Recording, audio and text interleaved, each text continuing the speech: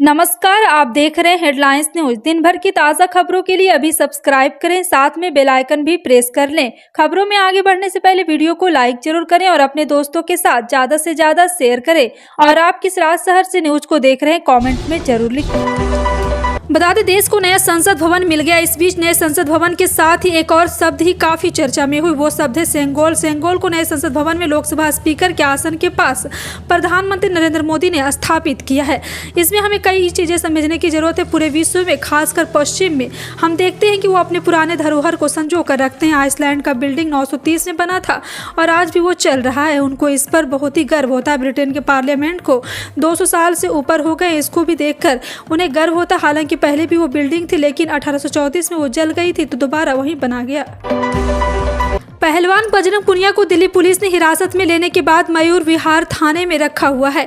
बता दें कि आज सुबह लगभग 11:30 बजे जंतर मंतर पर उन्हें गिरफ्तार किया गया और इस तरह से पहलवानों को नए संसद भवन की तरफ कूच करना शुरू किया था, क्योंकि वहां पर पहलवानों द्वारा महिला पंचायत का आयोजन किया गया था। वहीं दिल्ली पुलिस ने उन्हें रोकने की हिदायत दी और ये भी बताया कि आज नए संसद भवन का उद्घाटन समारोह है, इसलिए सुरक्षा की दृष्टि से किसी को भी वहाँ जाने की इजाजत नहीं। लेकिन तमाम पहलवान आगे बढ़े और उन्हें बैरिकेडिंग की 3 लेयर तोड़ दी।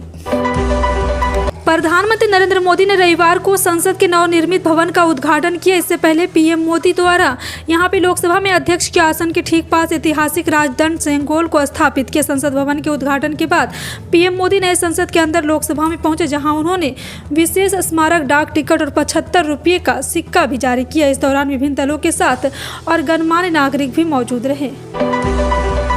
दिल्ली के मुख्यमंत्री अरविंद केजरीवाल ने रविवार को लोकनायक जयप्रकाश नारायण अस्पताल में भर्ती दिल्ली सरकार के पूर्व मंत्री सत्येंद्र जैन से मुलाकात की। सत्येंद्र जैन के यहां पे दरबार में लगातार खराब सेहत के चलते कोर्ट ने उन्हें 6 सप्ताह की बेल दी है। सत्येंद्र जैन को शीर्ष अदालत से जमानत मानवीयता के आधार पर मिली है।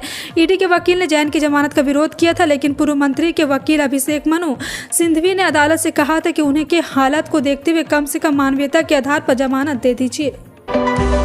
पहलवानों के खिलाफ दिल्ली पुलिस के एक्शन के बाद सियासत गरमाने लगी है। राहुल गांधी, प्रियंका, मल्लिकार्जुन खड़गे ने ट्वीट कर पहलवानों का समर्थन किया, साथ ही पुलिसिया कार्रवाई की निंदा की है। वहीं अब खबर है कि किसान नेता राकेश टिकैत भी पहलवानों के समर्थन में आगे आए हैं। टिकैत गाजियाबाद बॉर्डर पर अड़ गए हैं। यहाँ से टिकैत ने कहा है कि पहले खिलाड़ियों की रिहाई, फिर होगी बॉर्डर से विदाई। उन्होंने कहा है कि पहले खिलाड़ियों को छोड़ा जाए या फिर हमें भी गिरफ्तार किया जाए। असल में राकेश टिकैत अपने समर्थकों के साथ दिल्ली में दाखिल होने की कोशिश कर रहे हैं, लेकिन पुलिस उन्हें रोक रही है।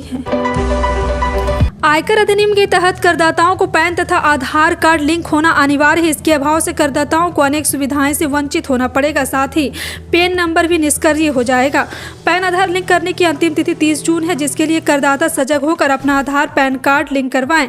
यह बात आयकर अधिकारी नेमानी श्रीनिवास ने कहा है कि यहाँ पे आयकर दाताओं से बैठक में कही है। बैठक में आयकर अधिकारी ने बताया कि आयकर नियमों के अनुसार 1 जुलाई 2017 से आधार पैन आपस में लिंक करने के निर्देश दिए गए थे। हिंसाग्रस्त मणिपुर में हालात सामान्य नहीं हो रहे। एक बार फिर राज्य के अलग अलग इलाकों में विद्रोही और सुरक्षा बलों के बीच मुठभेड़ हुई। सूत्रों ने बताया कि रविवार सुबह तड़के 2 बजे इम्फाल घाटी और उसके आसपास के 5 इलाकों में एक साथ हमला किया गया। इस बीच सीएम एन बीरेन सिंह ने बताया कि अब तक राज्य के विभिन्न इलाकों में करीबन 40 आतंकवादी मारे गए हैं। साथ ही कुछ आतंकवादियों को सुरक्षा बलों ने गिरफ्तार भी किया है। सीएम एन बीरेन सिंह ने बताया कि यह कार्रवाई आतंकवादी समूह के खिलाफ जवाबी और रक्षात्मक अभियानों के तहत की गई है। देश के कई राज्यों में रविवार को भूकंप के झटके महसूस किए गए, जिसमें पंजाब, हरियाणा, जम्मू कश्मीर समेत 2 देश पाकिस्तान और अफगानिस्तान भी शामिल है। रिक्टर स्केल पर इस भूकंप की तीव्रता 4.9 मापी गई है। यह भूकंप अफगानिस्तान के फैजाबाद से 70 किलोमीटर दक्षिणी पूर्व में सुबह करीब 10:19 बजे आया, जिसकी तीव्रता अफगानिस्तान में 5.2 मापी गई। भूकंप का केंद्र अफगानिस्तान और तजाकिस्तान से सीमावर्ती क्षेत्र के पास था। इस भूकंप के 223 किलोमीटर की गहराई से उत्पन्न होने के कारण इस्लामाबाद के राष्ट्रीय भूकंप निगरानी विभाग के अनुसार इसने पाकिस्तान में होने वाले विनाशकारी प्रभाव को काफी कम कर दिया। गर्मी के महीने में देश के कुछ इलाकों में लोगों को रह रहकर सावन का एहसास हो रहा। हाल ही में देश के कई इलाकों में पश्चिमी विक्षोभ के चलते बारिश और आंधी तूफान देखने को मिला था। हालांकि मौसम विभाग के अनुसार 29 मई की रात को एक नया पश्चिमी विक्षोभ बन रहा है। ऐसे में उत्तर पश्चिमी भारत में एक बार फिर बारिश और आंधी तूफान की संभावना जताई गई है। साथ ही राजस्थान के कई जिलों में अगले 24 घंटे में बारिश और तेज अंधड़ की चेतावनी जारी की गई है। पीएम नरेंद्र मोदी ने रविवार को नए संसद भवन की विधि विधान के साथ उद्घाटन किया। इस उद्घाटन में कई दलों के नेता शामिल हुए, जबकि कई विपक्षी पार्टियों ने इस समारोह में दूरी बनाए रखी। एनसीपी प्रमुख शरद पवार उन नेताओं में शामिल है जो इस मौके पर उपस्थित नहीं रहे। शरद पवार ने नए संसद भवन के उद्घाटन को लेकर अपनी प्रतिक्रिया दी है। उन्होंने कहा है कि अच्छा हुआ कि मैं नहीं गया। शरद पवार ने नए संसद भवन के उद्घाटन के दौरान जिस तरह से हवन किया गया, बहुधार्मिक प्रथाओं को आयोजन हुआ और सेंगोल लाया गया, इसे लेकर भी टिप्पणी की है। अहमदाबाद के नरेंद्र मोदी स्टेडियम में इंडियन प्रीमियर लीग और ज्वाइंट और चेन्नई सुपर किंग के बीच खेले जाने वाले फाइनल से पहले जिस एक खिलाड़ी की सबसे ज्यादा जोर शोर से चर्चा चल रही वो शुभमन गिल है। इस बल्लेबाज ने पिछले 4 मैचों में 3 शतक जड़कर दुनिया भर में अपना कद ऊंचा करते हुए तमाम दिग्गजों का ध्यान अपनी ओर खींचा है और मास्टर ब्लास्टर सचिन तेंदुलकर भी इसे अछूत नहीं रहे। और अब सचिन ने मेगा फाइनल से पहले डिटेल से शुभमन गिल के शतक के असर के बारे में बताया है। पश्चिम बंगाल के पश्चिम मिदनापुर में बीजेपी और टीएमसी के बीच फिर भिड़ंत हुई। पिंगला माधवा चौक गांव में भाजपा और तृणमूल समर्थकों के बीच हुई झड़प से पूरा इलाके में सनसनी फैल गई है। टीएमसी और बीजेपी समर्थक बीच जमकर लाठी डंडे भी चले हैं। बताया जा रहा है कि दोनों पक्षों में कम से कम 16 लोग घायल हो गए। इस घटना के बाद पिंगला इलाके में तनाव है और माधवा चौक इलाके में भारी संख्या में पुलिस बल की तैनाती की गई है। बिहार स्कूल एग्जाम बोर्ड की तरफ से डीएलएड परीक्षा के लिए एडमिट कार्ड जारी हो गया। बीएससीबी बिहार डीएलएड प्रवेश परीक्षा इस साल 5 जून 2023 से शुरू होगी। इस प्रवेश परीक्षा के लिए आवेदन करने वाले कैंडिडेट ऑफिशियल वेबसाइट पर जाकर एडमिट कार्ड डाउनलोड कर सकते हैं। बिहार डीएलएड एंट्रेंस एग्जाम में शामिल होने से पहले गाइडलाइन को अच्छे से चेक कर लें।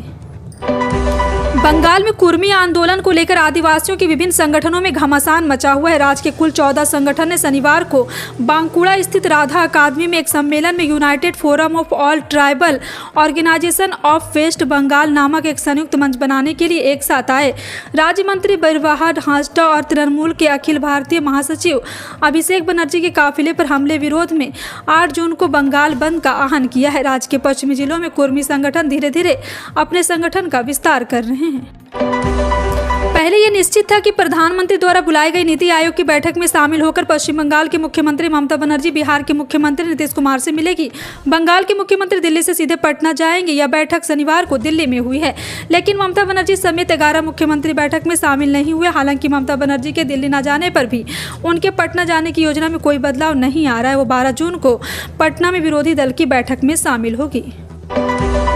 राज्यसभा के उपसभापति हरिवंश रविवार को नए संसद भवन के उद्घाटन को लेकर एक ऐतिहासिक क्षण बताते हुए कहा कि यह अमृतकाल में लोकतांत्रिक भारत के लिए प्रेरणा का एक स्रोत सिद्ध होगा। देश की सर्वोच्च पंचायत का नया केंद्र बनने जा रहे इस भवन के लोकसभा कक्ष में आयोजित उद्घाटन समारोह में उपस्थित सांसद और गणमान्य अतिथियों का स्वागत करते हुए श्री हरिवंश ने कहा कि यह बड़ी खुशी की मौका है कि नए संसद भवन का निर्माण 2.5 साल से भी कम समय में पूरा किया गया है। उन्होंने देश की सांस्कृतिक विरासत और आधुनिक प्रौद्योगिकी के सुंदर संगम से संयुक्त भवन निर्माण के प्रस्ताव को मूर्त रूप देने का प्रधानमंत्री नरेंद्र मोदी का आभार भी व्यक्त किया। मुंबई की एक सेशन कोर्ट ने पति पत्नी के अलग होने के बाद गुजारा भत्ता दिए जाने के दावे को लेकर एक बड़ा फैसला सुनाया है। कोर्ट ने महिला के अंतरिम गुजारा भत्ता देने के मामले में राहत देने से इनकार कर दिया। ट्रायल कोर्ट ने इस बारे में आदेश दिया था कि महिला अपने पूर्व पति से ज़्यादा कमाती, इसलिए उसे गुजारा भत्ता नहीं मिलेगा। ट्रायल कोर्ट के आदेश के बाद महिला ने सेशन कोर्ट में याचिका दी। सेशन कोर्ट ने भी इस आदेश को बरकरार रखा। कोर्ट ने कहा है कि महिला की इनकम अपने पूर्व पति से 4 लाख रुपये ज़्यादा है। शनिवार को अबू धाबी में आईफा 2023 अवार्ड सेरेमनी में ऋतिक रोशन ने फिल्म विक्रम वेधा के लिए best actor in leading role का खिताब जीता है। अवार्ड फंक्शन को विक्की कौशल होस्ट कर रहे थे। ऋतिक रोशन के अवार्ड जीतने के बाद विक्की ने उनसे स्टेज पर डांस करने की रिक्वेस्ट की है। इसके बाद ऋतिक रोशन के स्टेज पर फिल्म का होना प्यार है गाने के एक पल का जीना कर हमारे हुक स्टेप करके दिखाया है और इससे जुड़ा वीडियो सोशल मीडिया पर भी सामने आया है। रूस और यूक्रेन के बीच महायुद्ध थमने का नाम नहीं ले रहा। इस बीच कीव के रक्षा खुफिया विभाग ने दावा किया है कि रूसी सेना युद्ध को और भड़का सकता है। यूक्रेन की जवाबी कार्रवाई को कमजोर करने के लिए पुतिन ने परमाणु ऊर्जा संयंत्र पर हमले की योजना बनाई है। साथ ही साथ आपको बता दें कि यूक्रेन की रक्षा खुफिया ने दावा किया है कि रूस जापोरिज्जा में अपने नियंत्रण में एक परमाणु ऊर्जा संयंत्र में बड़े पैमाने पर उकसावे की साजिश रच रहा है। कि उन्हें कहा है कि क्रेमलिन यूक्रेन की जवाबी कार्रवाई को बाधित करने का लक्ष्य बना रहा है। राशन कार्ड धारकों के लिए बड़ी खबर है, उन्हें राशन कार्ड के जरिए मुफ्त राशन का लाभ मिलेगा। इसी बीच कुछ राशन कार्ड धारकों को बड़ा झटका लगा। दरअसल हेमंत सरकार की ओर से राज्य खाद्य सुरक्षा योजना के तहत कई जिलों में गरीबी रेखा से नीचे जीवन यापन करने वाले लोगों को राशन कार्ड बनाए गए थे। हालांकि उन्हें दिसंबर से सुविधा का लाभ नहीं दिया जा रहा है। राज्य सरकार द्वारा कई जिलों में ग्रीन राशन कार्ड धारकों को खाद्यान्न आवंटित करने के लिए अपनी ड्यूटी पूरी करने की, लेकिन ऑनलाइन गेटवे में विकल्प नहीं खुलने के कारण अभी तक वही राशन कार्ड धारकों को दिसंबर से लेकर अप्रैल तक के अनाज का वितरण नहीं किया गया है।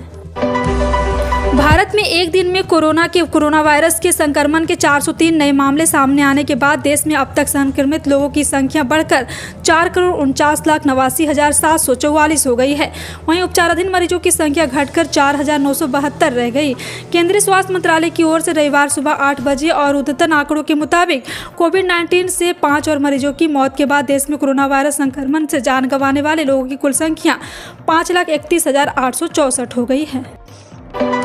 इस हफ्ते सोने चांदी के दाम में गिरावट देखने को मिली। India bullion and jewellers association की वेबसाइट के अनुसार सराफा बाजार में इस हफ्ते की शुरुआत यानी 22 मई को सोना 60,760 रुपये पर था, जो अब 27 से 28 मई को 60,142 रुपये प्रति 10 ग्राम पर आ गई। यानी इस हफ्ते इसकी कीमत 618 रुपये घटी है। फिलहाल इन सभी खबरों पर क्या कहना है कमेंट सेक्शन में टाइप करके जरूर बताएं। इसी तरह की पल पल की अपडेट जानने के लिए जुड़े रहें आप अपने हेडलाइंस न्यूज के साथ। मिलते हैं अगली बड़ी खबर में, तब तक के लिए जय हिंद।